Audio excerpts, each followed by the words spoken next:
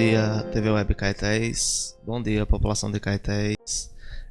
Eu me chamo Tiago, sou psicólogo, atuo como técnico de referência do CREAS, que é o Centro de Referência Especializado de Assistência Social.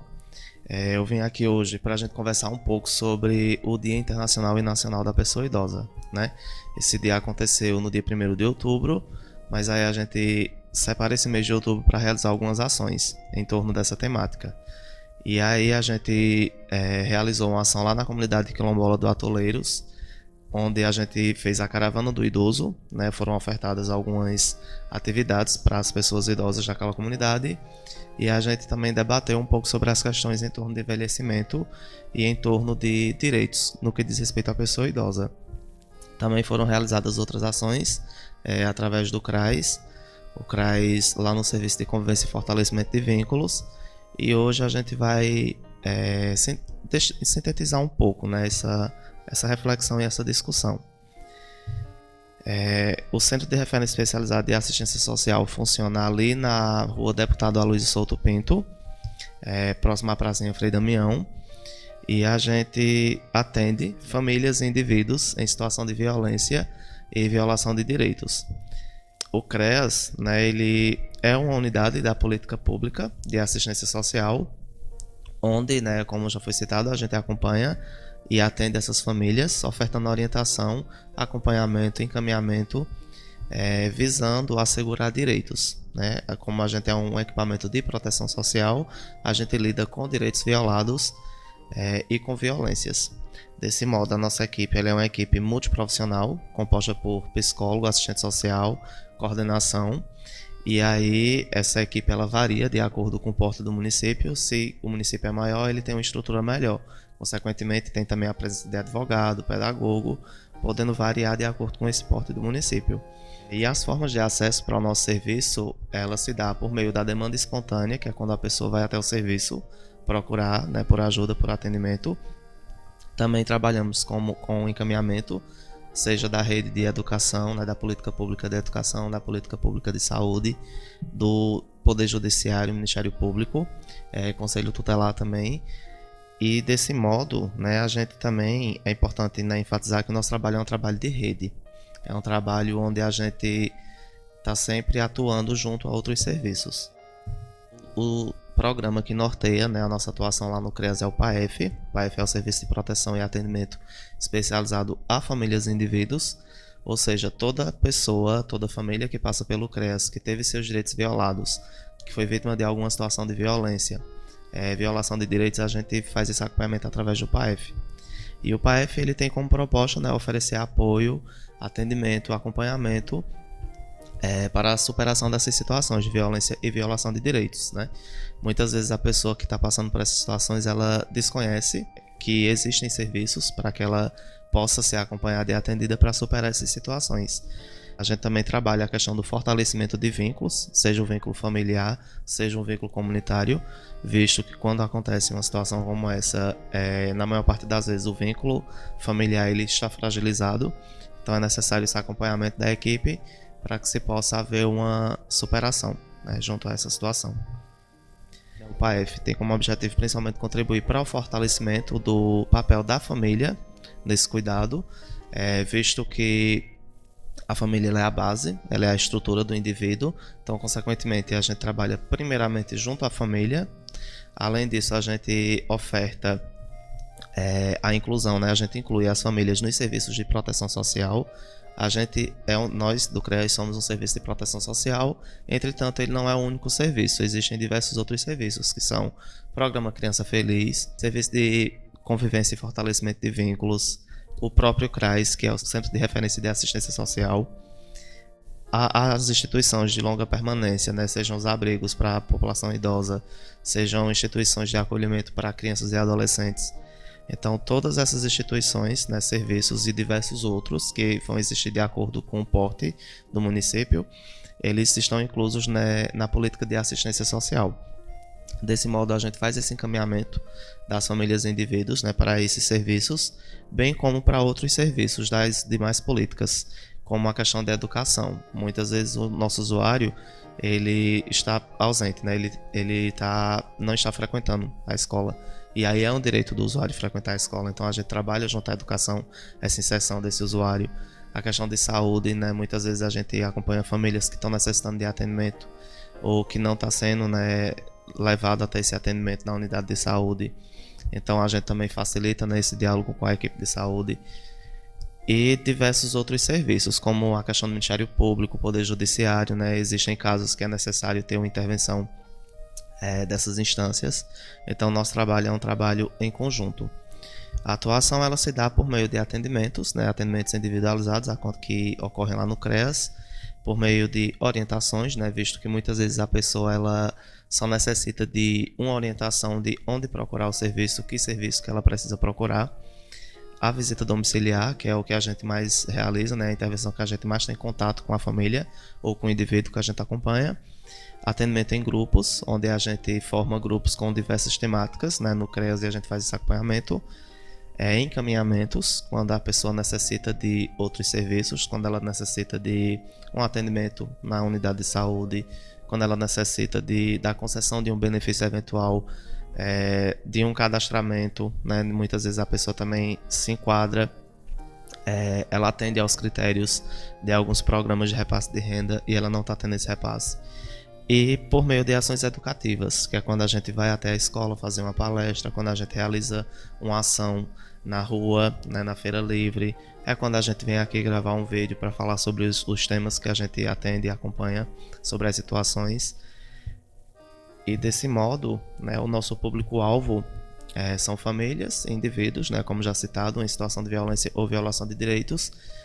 E aí isso inclui diversas formas, né, de violência ou violação de direitos, como a violência psicológica, a violência física, negligência, abandono, crianças e adolescentes em situação de trabalho infantil, situações de violência sexual, de violência doméstica.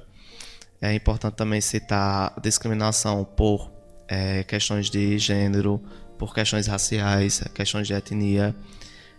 O acompanhamento de medida socioeducativa também é realizado lá pelo CREAS, sejam os adolescentes que estão cumprindo a liberdade assistida ou a prestação de serviço à comunidade. A questão de crianças e adolescentes afastadas do convívio familiar por aplicação de medida protetiva, né? Muitas vezes essas famílias elas não estão conseguindo, não têm estrutura, não conseguem desempenhar, né, esse papel de família, esse papel de cuidado. E aí é necessário aplicar uma medida protetiva, onde essa medida, na maior parte das vezes, ela se dá por intervenção do Conselho Tutelar. E aí a gente acompanha essa família visando, né, fortalecer esses vínculos e superar essas situações.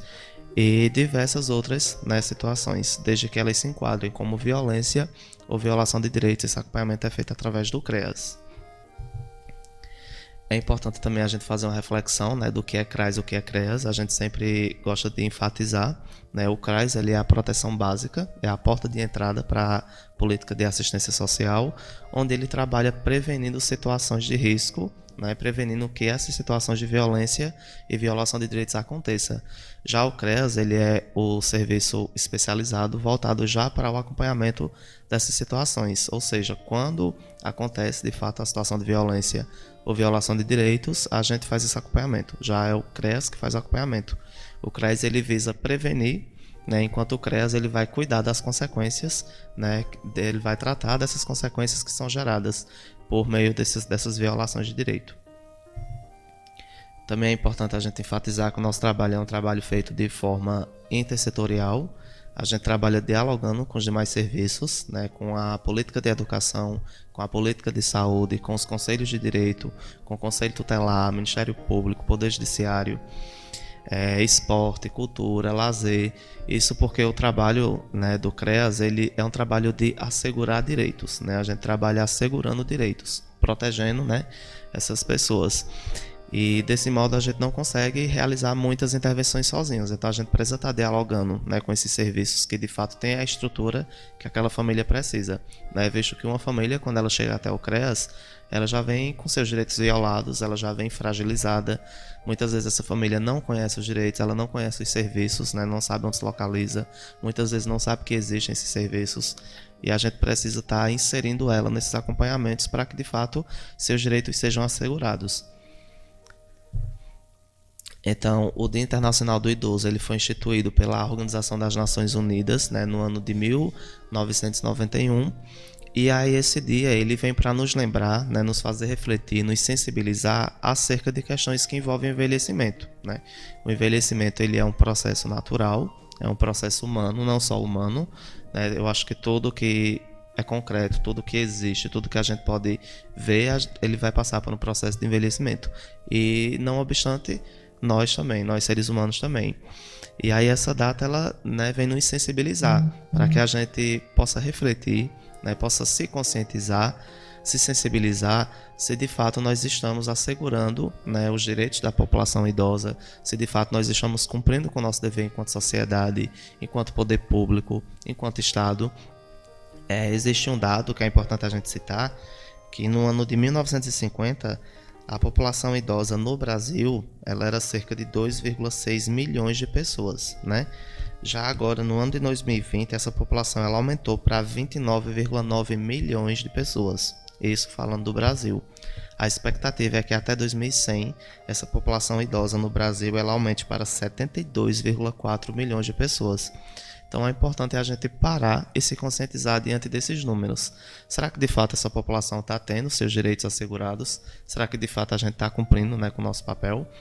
Que reflexões a gente precisa fazer enquanto sociedade para que a gente possa de fato acolher e proteger a população idosa? Junto, né, a essa reflexão foi estabelecido o Estatuto do Idoso, onde ele diz que o envelhecimento é uma característica humana, como assegura o artigo 8º da Lei 10.741/2003, e é um direito personalíssimo. Não obstante, a sua proteção é um direito social. Dessa forma, é obrigação tanto da sociedade, de modo geral, garantir a efetivação desse direito de forma digna.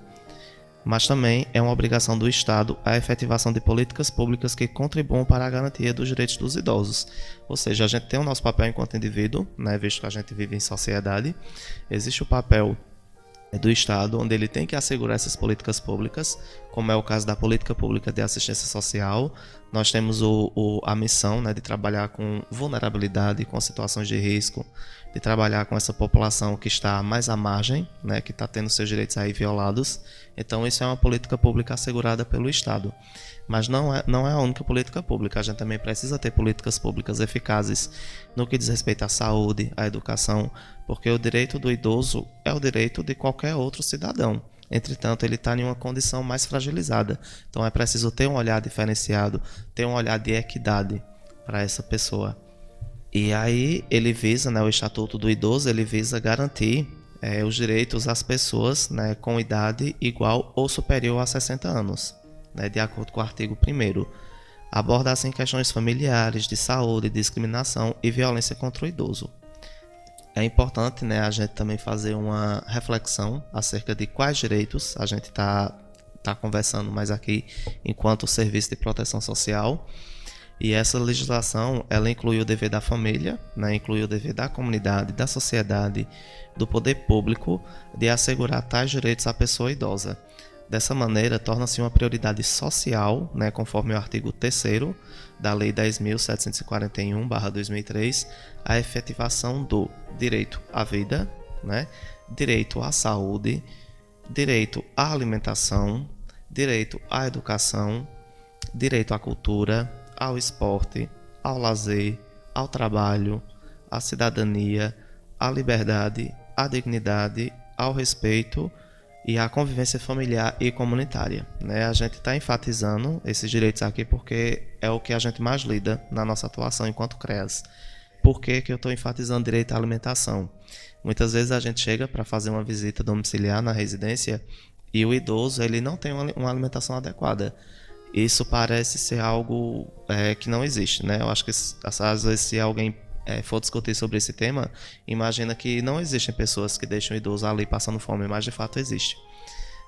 E não só passando fome, não só tendo uma negligência no que diz respeito à alimentação, no que diz respeito à saúde, né? Quando o idoso ele não é assistido pela equipe de saúde, quando não se locomove esse idoso até a unidade de saúde, o direito à convivência familiar e comunitária. Muitas vezes a gente acompanha casos onde uma pessoa ela deveria realizar o cuidado com o idoso e acaba que ela se apropria desses cartões do idoso, né? Muitas vezes o idoso ele é aposentado, é usuário do benefício de prestação continuada e a renda dele é o que supre as necessidades do lar.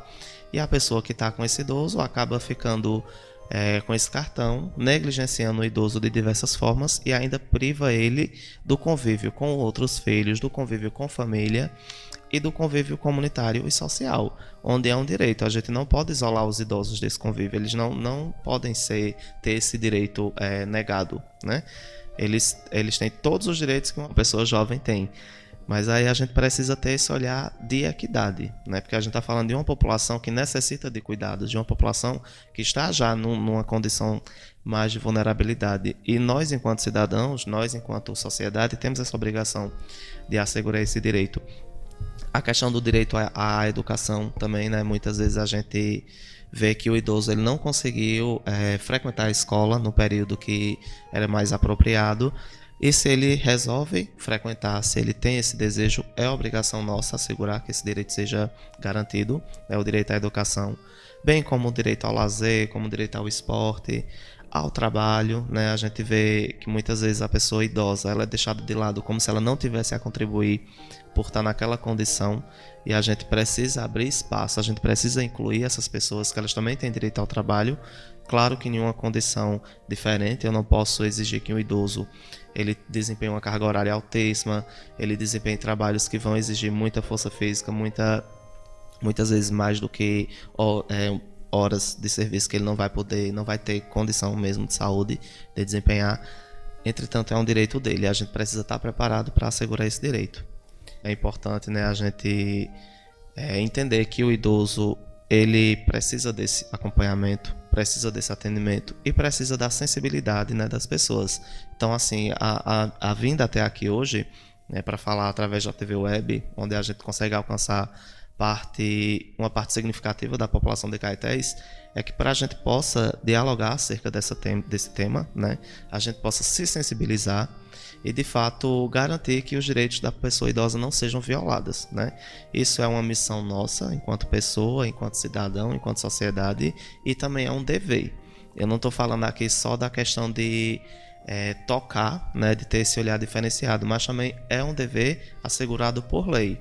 Então, quando o idoso ele está sendo negligenciado, quando ele está sendo privado do convívio familiar, do convívio social, quando ele está tendo o direito à saúde dele negado, o direito à alimentação negado, está se cometendo um crime contra essa população. E se está cometendo um crime, está sujeito a uma punição, né? Está sujeito a ser convocado no Ministério Público, está sujeito a muitas vezes pode ser preso também. Então, assim, eu venho aqui, né, através do CREAS, né, em nome da minha equipe do CREAS e da Secretaria de Assistência Social, convidar a população a aderir a essa campanha, né, aderir não só nesse mês de outubro, mas durante todo o ano, a discutir, a ter um olhar diferenciado e, de fato, assegurar que essa população, né, não tenha seus direitos violados, né? E é importante também a gente enfatizar que quando chega uma demanda até o CREAS, essa demanda ela é sigilosa, é anônima. Então, assim, quem souber de situações onde a pessoa esteja sendo negligenciada, tenha seus direitos violados, não só a população idosa, mas uma criança, adolescente, diversas situações, né, como eu já citei anteriormente, essa denúncia ela é sigilosa e anônima. Então a gente não vai divulgar como a gente recebeu, né? A gente não vai expor nem o usuário, nem a pessoa que fez essa denúncia. Então é importante a gente se conscientizar e fazer o nosso papel, né? Se eu sei de uma situação de violência ou violação de direitos e eu não me tomo um partido diante disso, então eu estou contribuindo para aquela violação. Então a nossa reflexão hoje é essa. E por fim, eu gostaria de ler uma mensagem aqui, né, para a população idosa, onde diz o seguinte, né, acerca do Dia do Idoso. Cada marca em seus rostos representa a experiência de vida que eles têm para nos oferecer. Lágrimas e sorrisos traduzem seus melhores feitos. Nossa gratidão e carinho a todos os idosos do mundo, e que seus exemplos de vida nos tornem pessoas mais sensíveis, carinhosas e felizes. Obrigado a vocês, pessoas maravilhosas. E gostaria também de dizer que respeitar as pessoas idosas é tratar o próprio futuro com respeito, pois um dia todos seremos idosos. Então, obrigado e convido todos a participarem junto com a gente dessa campanha.